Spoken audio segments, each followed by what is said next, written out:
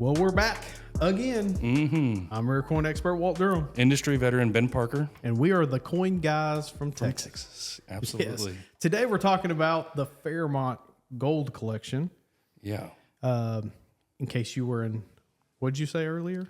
Well, we had read an article a while back, and it was pretty good. But I love the opening he used. He said, "In case you've been in numismatic Siberia." Oh yeah, Yeah.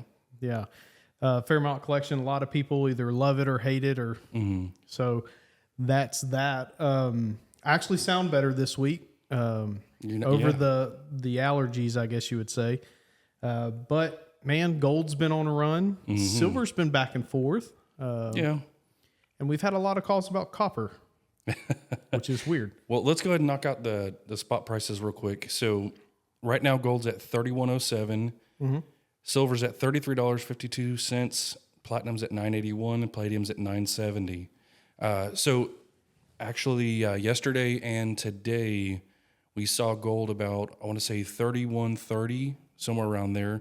Wasn't doing bad. I think we're seeing some people kind of, it's retreating a little bit back from the high we've seen over the past 48 hours. But the big hot topic right now is all the tariffs.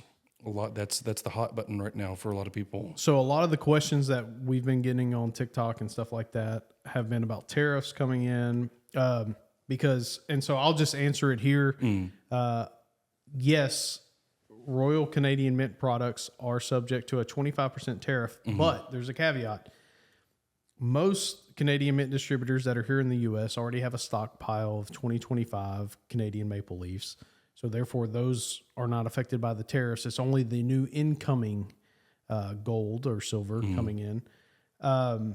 Plus, there is a plethora of stuff on the secondary market. Because somebody posed a question basically like, how can you say the Canadian maple leaf's a good choice for gold investors when there's a 25% tariff on it? Well, look, if you're just stacking gold, and I don't know many people who collect Canadian maple leaves, the year doesn't matter. And there's plenty of secondary market stuff, plenty in people's inventories already here in the United States where you can buy that at a low premium. Now, I do believe that this tariff situation will get resolved one way or another sooner or later. That's the key. Sooner or later. Sooner or later. Eventually, when it is, yeah. But it could have devastating consequences for the maple leaf market here if this thing drags out for a long time. Yeah. Much like the Chinese silver pandas and Chinese panda stuff, a lot of distributors have stopped taking them in. It doesn't make sense because you have $3,000 gold, a 25% tariff is like $700. I mean, nobody's going to pay it. I mean, again, nobody collects maple leafs, I don't think. If you do, I'm sorry, but well, I mean, like if I have a couple of people that I talk to that are stackers, and I guess really their thought process is if you're going to end up stacking all this gold and all this silver, what's it going to hurt to have a little bit of variety? It's easier on the eyes, what does it matter? Yeah, if you it's have, just cool. Like if you're buying it's stuff, different. Cool. It's different. Yeah, and I'm the same way. When I buy silver rounds or gold or whatever, I like a little variety. I've got a little bank bag in there that I'm filling up with precious metals, and if I find something interesting that's close to bullion price, I'll put it in there for sure. So I get it, but that's the collector bug in everybody. And so our forte, it really is, collector coins, hard to find coins. Really love them. To me, the market's just easier to understand. It's a supply demand market. Everybody's talking about pennies. Do you think pennies are going to be valuable? I get that question a lot because the government could be doing away with pennies. And it's like, listen, and I'm going to tell you the truth. And it's really funny. I had a conversation today with one of the major wholesalers out of Austin. And he said, man, I was looking at a 1909S VDB in 65, and that coin hasn't done crap in 5 years. And I go, well, no kidding, because all the collectors are dead. Yeah, the demand is waning. Because a lot of people in the old days got into collecting by collecting pennies. So therefore, the 1909S VDB was like their holy grail, or one of the holy grails. I'm sure the 1943 copper was it, but those collectors, they're either 120 years old or they're dead. It is what it is. And so you got to look at the demand side of that thing. Yeah. They do make a lot of pennies every year. So if you want my opinion, will pennies start to become more valuable because they're going to do away with it? The answer is no, because there are hundreds of millions of them every year. Yeah. And so that's just my take on it. Right or wrong or indifferent, that's what I believe. You know, that's one thing that we're going to be talking about today is opinions. And opinions, you will vary wildly in numismatics. And that's what we've seen with the Fairmont Collection today. Yeah, so, the Fairmont Collection, unless you've been living in numismatic Siberia, you've seen a lot of it. It's taken about, 10 years, I think, for them to go through the collection and roughly, I tried to do a little bit more research and see, the first thing that came to my mind is where did this come from exactly? Mm-hmm. And I had some difficulty even finding that. It's believed that a lot of this is from European bank hoards. Mm-hmm. So it's an interesting name, but it was a lot of coins that they were able to come across. Yeah, and that is one of the arguments I hear a lot is that, Stacks, who originally auctioned put a lot of this together, could have been a little more transparent on that. Mm-hmm. I mean, who cares? That's kind of my take on it. Mm-hmm. The Fairmont Collection, it is one of those collections, though, that I haven't seen in a long time generate as much love and as much hate. It's just like some people love it, some people hate it, and it's just interesting why. It's just, it's a pedigree. When you stop and think about it, that's like most things in life. The more, the bigger something is, the more eyes that are on it, you're going to have that contrast. You're going to have the two sides that are against each other really on it. That's going to happen no matter what. Listen, we're on YouTube and TikTok, and I'll tell you this. Everybody knows everything. Oh, for sure. Everybody knows everything. Yeah. And everybody's got opinion, and nobody's afraid to share it. Mm-hmm. I like the Fairmont Collection. I think it was, I think the pros outweigh the cons. Because at the end of the day, a lot of the argument is, the first argument, or other than the transparency argument, is that the coins were fugly. A lot of ugly coins, just crap coins. But that's just not the case. The problem is collectors aren't used to seeing totally original coins. Mm-hmm. The coins are just so original. Like I said, European bank hoard. A lot of those European bank hoard coins, they're undoctored. Doctoring coins, we could do 5 episodes. We could do 5 episodes on doctoring coins. Y'all have no idea what happens out there in guilty of it. I mean, I've done this for 17 years. You bring a coin to a coin doctor and all of a sudden it goes from a 64 to a 65. And I don't want to get into all that because there's it's a $20,000 price jump. So you have dealers and experts out there who tell you to buy completely original coins because they're original and unaltered. And I always explain it to people as this. You could have what's a great hot rod car? Like what's a great, I don't know, 1928 Model A. Mm-hmm. You could have a totally restored 1928 Model A. Mm-hmm. It's going to be valuable. Yeah. Because it looks good, it's cool, people want it. And you could have a totally original 1928 Model A, and that thing's going to be way more money because it's completely original, unrestored. And it's kind of the same thing with coins. That's the best way I can explain coin doctoring. Yeah. Coin doctoring, I don't know how to coin doctor, but they, you take one abrasion away by doing this or whatever, and all of a sudden the coin goes from 64 to 65. The big thing is the color, the brightness of the coin. Right. And that's what you're going to see a lot with the Fairmont. They had, out of the entire group, I want to say it was around 500,000 coins. Mm-hmm. So these were starting in the late 2010s, around 2018. We see this collection or this hoard surfaces, and out of the 500,000, they're being certified at PCGS, and PCGS ultimately didn't give the 500,000 coins all Fairmont pedigree. They took a fine-tooth comb, they went through the entire group, and they selected certain ones. I guess this was in combination with Stacks, and they had kind of this agreement that they're going to go through and give certain ones pedigrees. They're going to go to auction, and they're going to be available to the market. Well, a lot of those coins, when you stop and you see what original coins really look like, the color instantly is way off. And that's one popular thing that people do outside of doctoring. Say there's a nick on the surface in an area without actually changing the composition of the surface of the metal. You'll see that they go and they change the color. Dipping is a really popular thing. Dipping. And most of these pre-1933 coins that people come across, you know, you'll be searching online, or you'll be looking at pictures on PCGS or NGC's website and see photos of these coins. I would say more than half of the coins that we personally see doing that, they've been dipped. Yeah, you know, they're not supposed to be as bright and fresh as they usually are. So the word that me and a lot of dealers use is the word meaty. We use the word meaty a lot. Yeah. And the reason we say it's meaty is it just looks meaty. It's fresh. It's bright, like you said. And it's. So you'll use the term meaty for when it's been dipped? Yeah, when it's been dipped, it's got like a lot of luster to it. Yeah. And sometimes it's original luster, but that's the problem with that is a lot of collectors, the collectors nowadays, they want that. They're accustomed to that. To the bright, shiny. They think it's more valuable, but see, a lot of them, but I would say that the really astute people, I wouldn't say that know just enough. They don't want that. You know, they want something that looks like it's actually traveled a little bit and been in a couple different hands.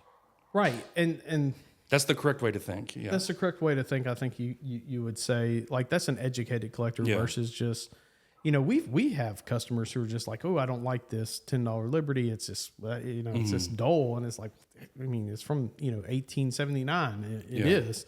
It's how it's supposed to look. Again, that's just the change in the market. It is what it is.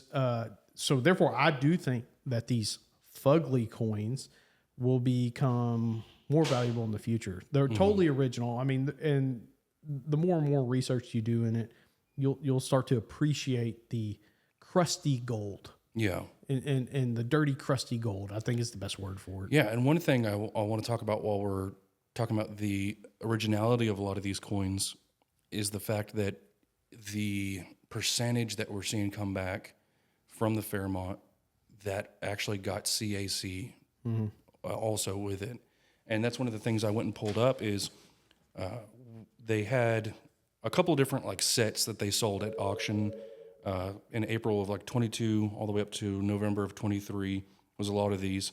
And the numbers, whenever somebody went and sat down and did all the figures for this, but it's unbelievable. There, in some cases, out of the total amount in auction, like the first set that went to auction was 504 coins, and 69% of the coins at auction were CAC.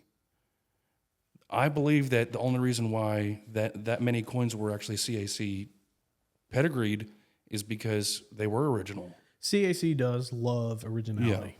Yeah. And that's kind of what their, that was their whole purpose in 2008 and 2009 was, back way before CACG, when it was just the stickering service, that, originality, unaltered surfaces, stuff like that, no dipping, just, you could get bright, you can come across naturally bright coins that were just stored well. But yeah, CAC is a big component of originality and good for the grade. One of the other arguments that I hear in when I say arguments, I'm talking experts, dealers, retail customers, people's opinions on TikTok. Is that, the Fairmont Collection killed, and you just name a pre-33 gold coin and it just killed that market. And I just don't totally agree with that. So the reason why people say that is because previously, before this hoard was available at auction, there were some pretty rare coins that there just was not available enough on the market. So they did have some premiums. So then you introduce, the reason why some people can be upset is because you introduce more availability to a market. It's all supply and demand. Correct. If the demand's roughly the same and the supply increases, the price is typically going to go down. So it kind of diluted the market just a little bit. But that's not Fairmont's fault. it exposed what was already there. So what's your opinion on My that? opinion is that the coins that were originally and we're talking high dollar big coins, right? That were originally thought to be just extremely rare are now just rare. You follow what I'm saying there? So is that Fairmont's fault? No. I mean, eventually they're going to come out, even if you didn't release them in a Fairmont collection, if you just released, I mean, they're there. They're going to get exposed at some point in time. It did take 10 years or whatever to get these out. And it did hurt a lot of Carson City gold that people thought was extremely rare, extremely, tough to get in these grades. And all of a sudden, premiums did that. The only ones that I didn't see it really affect, like the truly rare O mints are still truly rare. 79 O's, 83 O's, 59, all the 59. Those are what we've been saying. They are still truly absolute rarities. Absolute rarities. So, I mean, you just can't, in my opinion, blame Fairmont Collection. You can't, because eventually this was going to happen. Eventually it was. The good news is this is one of the biggest releases in coins as far as hoards go that could have happened, and if you think about, if your job was to go there, look through this hoard, the 500,000 coins, and cherry pick and get the nicest ones out. Hey, the good news is if your coin is still rare now, after that, chances are it's going to continue to be that way for a long time. Also, keep in mind, we're at $3,000 gold now and not $1,800 gold. Yeah. What does that mean? Most people, if you're watching this channel, you're going to fall into one of two categories. You've been buying gold and collecting coins for a while, or you're new to it. Mm-hmm. There's really no in between. Yeah. The people who are new to it because they see gold in the news, and that's when they buy. We were screaming. How many years have we been saying? Screaming like it's undervalued. It's undervalued again. So you're going to get an influx of new people who buy gold, and from that 8%, I say this every podcast. I feel like you're going to get some percentage that go to modern collectibles. Yeah. You're going to get some percentage that go to pre-33 collectibles, and you're going to get some percentage that go to both. But you're going to add coin collectors because they're going to get that bug. Everybody's got that history, little bit of history. They like the history in them, or they like having cool things that nobody else can have. So whether it's 1% or 10%, 25% of the new gold there's going to buyers, be an increase in demand. There's going to be an increase in demand. Yeah. And it happens every year. You see it, coins weren't as popular in 1990 as they are now, I would say. Again, I wasn't collecting coins in 1990. I was a youngin'. So were you. I don't even know if were you born in 1990? Yeah. No. Oh, so. But anyway, you're going to have an increased amount of buyers, collectors, and so therefore it's okay. Some stuff has taken a dip that will never recover. We talk about commemorative half dollars all the time. People still make the arguments that commemorative half dollars, vintage commemorative half dollars, they were $2,000 at one point. Now you can buy them at $700 or whatever the case may be. And they make this argument, and I think that's just a sales pitch, a marketing strategy, or whatever. I just don't think the Fairmont's going to do that to truly. No. I mean, there's just Carson City gold is such a staple of coin collecting, and so is New Orleans Mint gold coins. These branch mint coins have always been valuable, been sought after.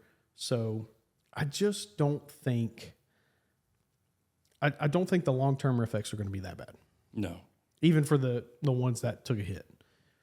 No, there you could go through on that side of the argument and go and say, I'll agree with you that there's some coins that won't recover in the same aspect. They're still going to do well, but they're not going to recover to what they were before. But if you take the key takeaway from all of this, I would say is try to get something that's original. That luster, all the color of the coin. If it's a little ugly to you, it's because it has history tied to it. Right.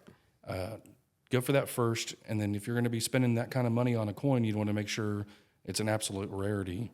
This is where having coin experts who see coins day in and day out help you with your purchases comes into play. That is not a sales pitch. That is fact. Because at the end of the day, this is our jobs, right? It's the only thing I've done for 17 years. Haven't done anything else in the last 17 years but buy and sell coins professionally.